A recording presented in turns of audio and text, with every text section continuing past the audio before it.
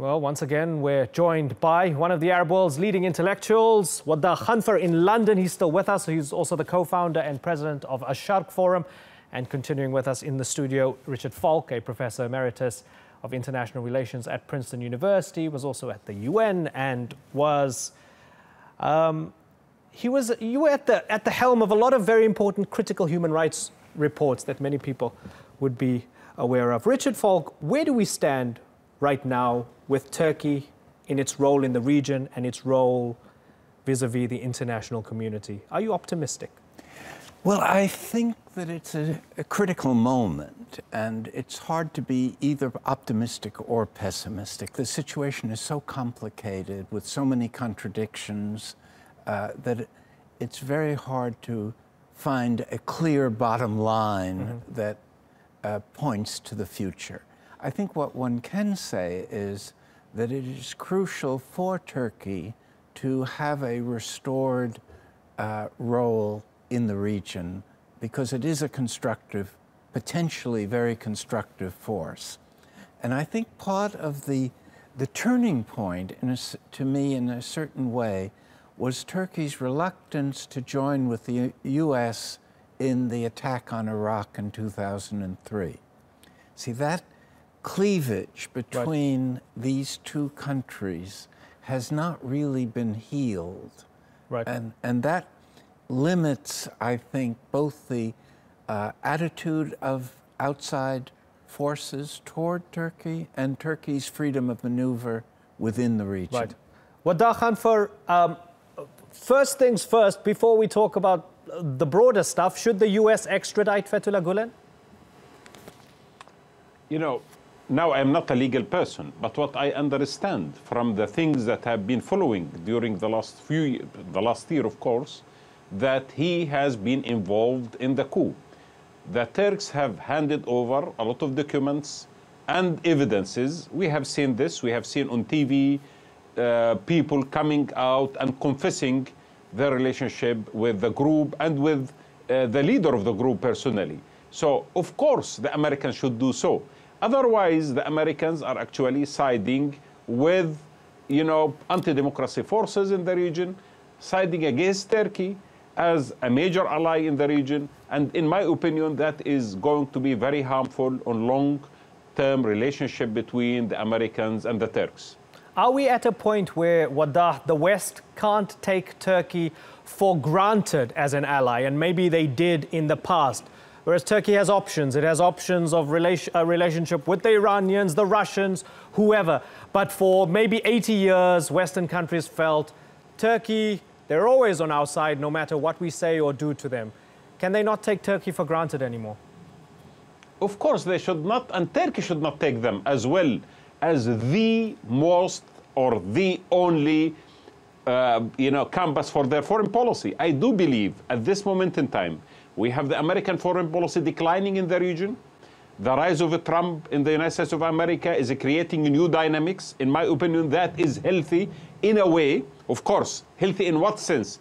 That the allies of the United States should realize that without them establishing a center of gravity in the region by the hands of the people of the region and for the interest of the people of the region, they should not rely on the Americans, because the foreign policy of the Americans at this moment in time, and previously actually, has never been reliable and has never actually served the interest of the region. The second thing, the Europeans as well are going through a huge crisis, and they have not been consistent in the way that they are dealing with the Middle East and with Turkey. Therefore, yes, I would argue that the time has come that Turkey and other players in the region should start thinking about the region, regardless of what the Americans and the Europeans would like the region to look like. We have been for 100 years, 1917 up to now, 100 years. We have been, in a way or another, revolving around the Western interest in our countries, rather than defining our interest by our own.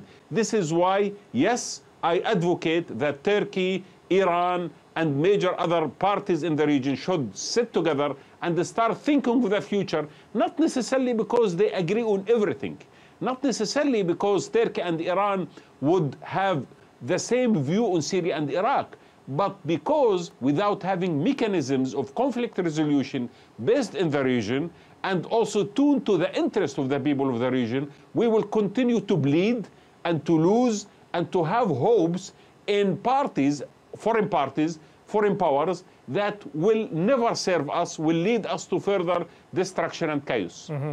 Yeah. Are we entering a multipolar world that will see the stronger emergence of the likes of Turkey? Big questions ahead.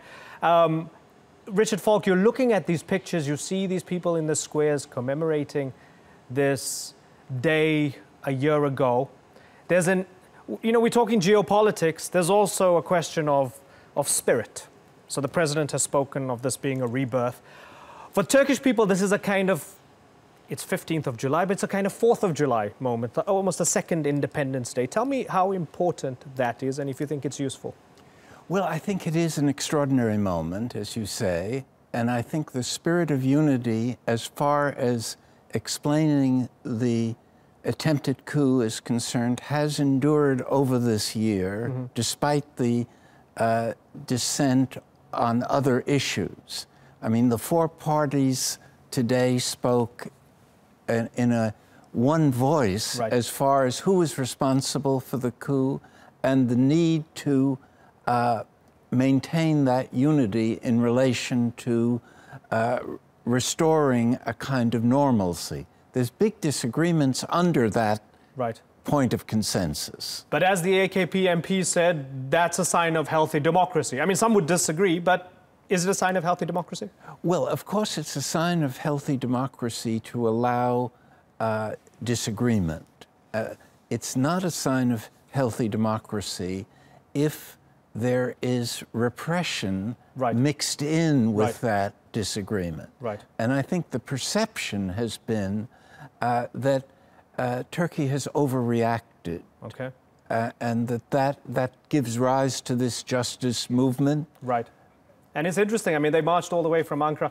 More to talk on that in the coming weeks and months. It's been a pleasure having you, Professor Falk, on the program. Waddah Khanfar in London, thank you so much for joining us. Also earlier, Egemen Bash and Cevdet Yilmaz. We continue our live coverage of this very special and sometimes sad evening for all the Turkish people, 1 year on after the failed coup.